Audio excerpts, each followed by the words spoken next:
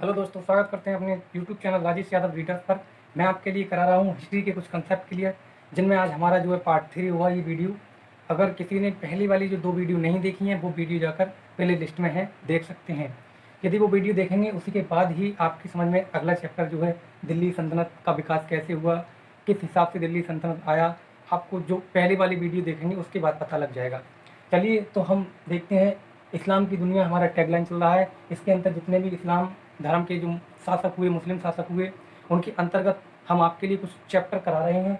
तो उसमें आज का जो चैप्टर है दिल्ली सल्तनत या सल्तनत काल जिसे हम कहते हैं, वह कैसे इसका विकास हुआ, कैसे ये चला, वो सभी जानकारी आज हम बताएंगे। और थोड़ी डिटेल में नहीं होगी, क्योंकि आज मैं दिल्ली सल्तनत के बारे में बताऊंगा सभी राजाओं की। उसके बाद हम कल से एक वंश के बारे में डिटेल से जानकारी लेंगे। चलो शुरू करते हैं। तो पहला जो वंश दिल्ली सल्तनत पर आया वो था गुलाम वंश। गुलाम वंश की स्थापना कुतुबुद्दीन ऐबक द्वारा की गई थी। कुतुबुद्दीन ऐबक कौन था? तो कुतुबुद्दीन ऐबक जो था वो मोहम्मद गौरी का दास था, गुलाम था। मोहम्मद गौरी जब भारत से चला जाता है और 1206 ईस्वी में उसकी हत्या कर दी जाती है, उसके बाद वह अपना जो साम्राज्य होता है वो विस्तार से बांट देता है। कुतुबुद्दीन ऐबक के लिए दिल्ली और लाहौर, 2 जगह होती हैं, दिल्ली और लाहौर। तो कुतुबुद्दीन ऐबक के लिए मोहम्मद गौरी जो होता है वो 2 जगह दे जाता है भारत में। तो कुतुबुद्दीन ऐबक जो हैं वो गुलाम वंश की स्थापना दिल्ली पर करते हैं, और यहीं से दिल्ली सल्तनत या सल्तनत काल की शुरुआत होती है। गुलाम वंश के जो संस्थापक हैं वो हैं कुतुबुद्दीन ऐबक। 1206 ईस्वी से 1210 ईस्वी तक इन्होंने राज किया था। गुलाम वंश को मामलूक वंश भी कहते हैं। गुलाम वंश को मामलूक वंश भी कहते हैं। 1206 ईस्वी से 1290 ईस्वी तक ये वंश जो है दिल्ली सल्तनत पर इसने राज किया।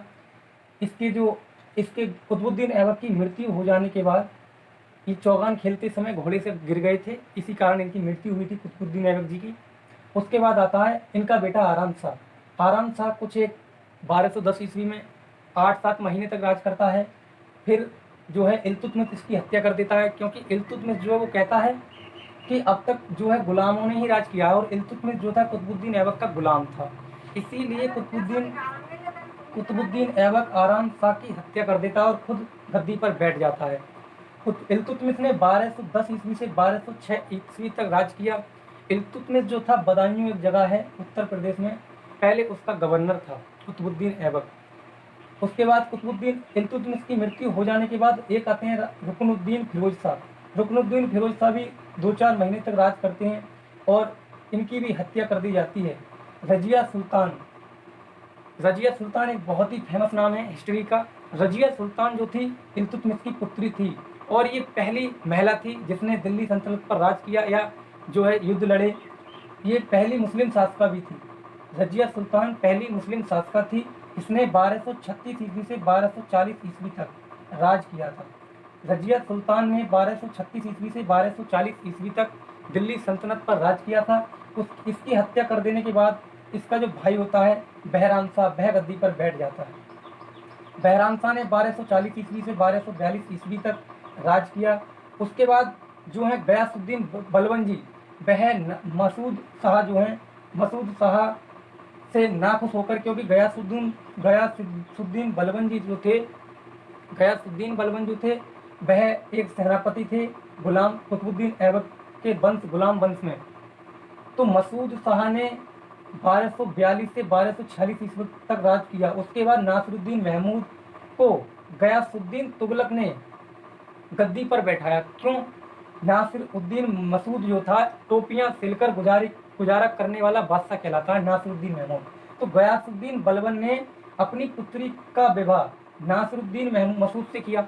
नासिरुद्दीन मसूद से जब विवाह किया और 1246 से 1266 तक नासिरुद्दीन महमूद गुलाम वंश के साम्राज्य में शासक बना। तो गुलाम वंश के साम्राज्य में जब 1246 से 1266 ईस्वी तक जो राज किया था, वो वास्तविक तरीके से देखा जाए तो गयासुद्दीन बलबन जो थे इन्होंने किया था। लेकिन गयासुद्दीन बलबन से कुछ झगड़ा हो जाने के कारण गयासुद्दीन बलबन ने नासिरुद्दीन मसूद को मरवा दिया।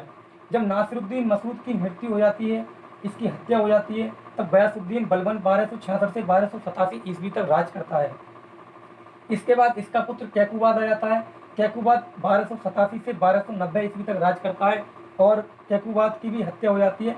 उसके बाद क्यूमर्स गद्दी पर बैठता है। ये गुलाम वंश का, क्यूमर्स जो था गुलाम वंश का अंतिम शासक था। 1290 ईस्वी तक इसने राज किया। 1290 ईस्वी में गुलाम वंश की कड़ियाँ कमजोर होती चली गईं और खिलजी वंश की शुरुआत होने चली। जलालुद्दीन फिरोज खिलजी जो थे, उन्होंने क्यूमर्स की हत्या कर दी और खुद खिलजी वंश की स्थापना दिल्ली सल्तनत में कर दी। खिलजी वंश की स्थापना जो है जलालुद्दीन फिरोज खिलजी ने की। 1290 से 1320 ईस्वी तक खिलजी वंश ने दिल्ली सल्तनत में राज किया। जलालुद्दीन फिरोज खिलजी 1290 ईस्वी से 1296 ईस्वी तक इन्होंने राज किया। ये सबसे उम्रदराज शासक रहे, ये सबसे ज़्यादा उम्रदराज शासक रहे दिल्ली सल्तनत में। अलाउद्दीन खिलजी इनका भतीजा था और इनका दामाद भी। अलाउद्दीन खिलजी जो था, इनका भतीजा था और इनका दामाद भी। इसने 1296 ईस्वी से 1316 ईस्वी तक दिल्ली सल्तनत पर राज किया। ये खिलजी वंश का शासक था। अलाउद्दीन खिलजी बहुत ही शिक्षित जो था, शिक्षित जिसे बोलते हैं, बहुत ही शिक्षित शासक बना। शहाबुद्दीन उमर 1316। कुतुबुद्दीन मुबारक शाह खिलजी 1316 से 1320 ईस्वी तक इसने दिल्ली सल्तनत पर राज किया खिलजी वंश के अंतर्गत। इसके बाद नासिरुद्दीन खुसरो खां ने 1320 ईस्वी से 1320 ईस्वी में 8-10 महीने तक राज किया समथिंग। तो इसी के साथ जो है खिलजी वंश समाप्त होता है और खिलजी वंश का जो अंतिम शासक होता है वो नासिरुद्दीन खुसरो खां होता है। नासिरुद्दीन खुसरो खां 1320 ईस्वी में राज किया। खिलजी वंश था वो 64 शाखाएं, जो तुर्की वंश की 64 शाखाएं हैं, तुर्की वंश की जो 64 शाखाएं उनमें से एक वंश था जो खिलजी वंश था। वो 64 शाखाओं में से, तुर्की वंश की 64 शाखाओं में से एक था तुर्की वंश की 64 शाखाओं में से एक था खिलजी वंश। इसके बाद देखिए हम आ जाते हैं तुगलक वंश का संस्थापक गयासुद्दीन तुगलक था। 1320 ईस्वी से 1398 ईस्वी तक ये शासन चला। तुगलक वंश, गयासुद्दीन तुगलक संस्थापक। 1320 ईस्वी से 1325 ईस्वी तक गयासुद्दीन तुगलक ने दिल्ली सल्तनत पर राज किया। इसके बाद मोहम्मद बिन तुगलक 1325 ईस्वी से 1351 ईस्वी तक इसने दिल्ली सल्तनत पर राज किया। उसके बाद आया था फिरोज शाह तुगलक ने 1351 ईस्वी से 1388 ईस्वी तक राज किया। इसने सिंचाई वाली नहरें बनवाई। ये जो डिटेल है वो कल हम आपके लिए बताएंगे। अभी ओनली हम ये देख रहे हैं सल्तनत काल में कौन कौन से राजा हुए, कौन कौन से शासकों ने शासन किया। इसके बाद जो अबू बकर शाह था उसने 1388 से 1390 ईस्वी तक राज किया। अबू बकर शाह जो था उसने 1388 ईस्वी से 1390 ईस्वी तक राज किया। इसके बाद जो आ जाता है मोहम्मद शाह 1390 ईस्वी से 1394 ईस्वी तक इसने राज किया। तुगलक वंश के शासक हैं ये। इसके बाद जो आता है वो आता है नासिरुद्दीन मोहम्मद तुगलक 1394 से 1398 ईस्वी तक राज किया और ये स्वतंत्र शासक कहलाया, स्वतंत्र शासक। और यही तुगलक वंश का अंतिम शासक भी था। क्वेश्चन आया तुगलक वंश का अंतिम शासक कौन था, तो वह था नासिरुद्दीन मोहम्मद तुगलक। लेकिन देखिए एक जो स्वतंत्र शासक और हुआ था वो हुआ था नुसरत शाह। 1394 से 1398 ईस्वी तक इसने राज्य किया था स्वतंत्र शासक के अंतर्गत। नासिरुद्दीन महमूद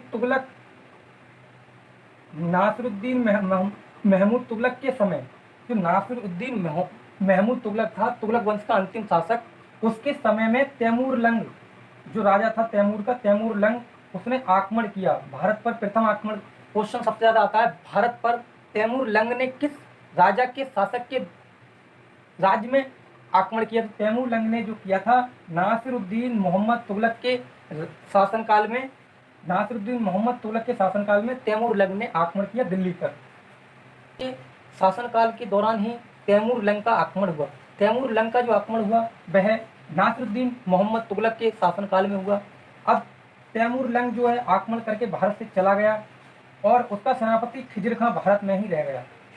खिज़र खां जब भारत में ही रह गया तो इसने नासिरुद्दीन मोहम्मद शाह के लिए, मोहम्मद तुगलक के लिए, नासिरुद्दीन मोहम्मद तुगलक के लिए पराजित कर दिया, उसकी हत्या कर दी और दिल्ली सल्तनत पर एक राष्ट्र की स्थापना की, जिसका वंश की स्थापना की, जिसका नाम रखा सैयद वंश।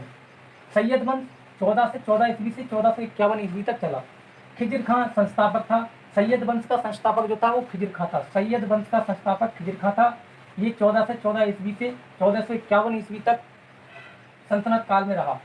खिज़र खां ने 14 से 14 ईस्वी से 1421 ईस्वी तक अपने शासनकाल में राज किया। उसके बाद इसका पुत्र मुबारक शाह आया था। इसने 1421 ईस्वी से 1434 ईस्वी तक अपना शासनकाल चलाया। उसके बाद इसका पुत्र मोहम्मद शाह आ जाता है और वह 14 से 14 ईस्वी से 1443 ईस्वी तक 1434 ईस्वी तक 1434 ईस्वी से 1443 ईस्वी तक भारत पर राज करता है।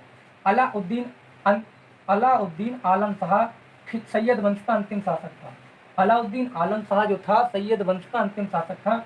1443 ईस्वी तक 1451 ईस्वी तक 1443 ईस्वी से 1451 ईस्वी तक इसने सैयद वंश के अंतर्गत दिल्ली सल्तनत पर राज किया। उसके बाद अंतिम वंश है लोधी वंश। लोधी वंश की स्थापना 1451 ईस्वी में 1451 ईस्वी में बहलोल लोधी ने की थी। लोधी वंश की स्थापना 1451 ईस्वी में बहलोल लोधी ने की थी। बहलोल लोधी ने अलाउद्दीन आलम शाह की हत्या करके लोधी वंश की स्थापना की थी और बहलोल लोधी लोधी वंश का संस्थापक है। बहलोल लोधी ने 1451 ईस्वी से 1489 ईस्वी तक दिल्ली सल्तनत पर राज किया। उसके बाद उसका पुत्र सिकंदर लोधी आया था, जिसने आगरा शहर की स्थापना की थी। इसने 1489 ईस्वी से 1517 ईस्वी तक 1489 ईस्वी से 1517 ईस्वी तक दिल्ली सल्तनत पर राज किया और जो दिल्ली सल्तनत का अंतिम शासक और लोधी वंश का अंतिम शासक जो हुआ वो इब्राहिम लोधी हुआ। इब्राहिम लोधी ने 1517 से 1526 ईस्वी तक दिल्ली सल्तनत पर राज किया और दिल्ली सल्तनत पर एक राजा मुगल सम्राट आ जाता है। मुगल सम्राट आ जाता है। एक मुगल सम्राट बाबर जो है भारत पर आक्रमण कर देता है 1526 ईस्वी में। 1526 ईस्वी में जब भारत पर आक्रमण कर देता है बाबर, तभी इसकी हत्या कर देता है इब्राहिम लोधी की, वह युद्ध मैदान में। ये पहला ऐसा शासक हुआ जो युद्ध के मैदान में मारा गया या इसकी हत्या की गई। ये पहला शासक था। इससे पहले कोई भी शासक युद्ध के मैदान में नहीं मारा गया। तो ये था दिल्ली सल्तनत का एक संक्षेप में परिचय। इसके बाद मैं कराऊंगा आपके लिए टॉपिक वाइज। ये तो गुलाम वंश, ये एक वीडियो इसकी हो जाएगी हमारी, और खिलजी वंश छोटा है और सैयद वंश छोटा है। तो खिलजी वंश और सैयद वंश को एक दिन में कवर करेंगे और तुगलक वंश और लोधी वंश को एक एक दिन में कवर करेंगे। इसी प्रकार से 4 वीडियो हमारी हो जाएंगी।